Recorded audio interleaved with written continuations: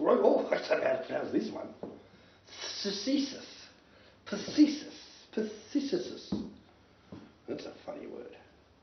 We're going to learn all about tuberculosis and consumption. So, are we prepared for that? Are we prepared for tuberculosis?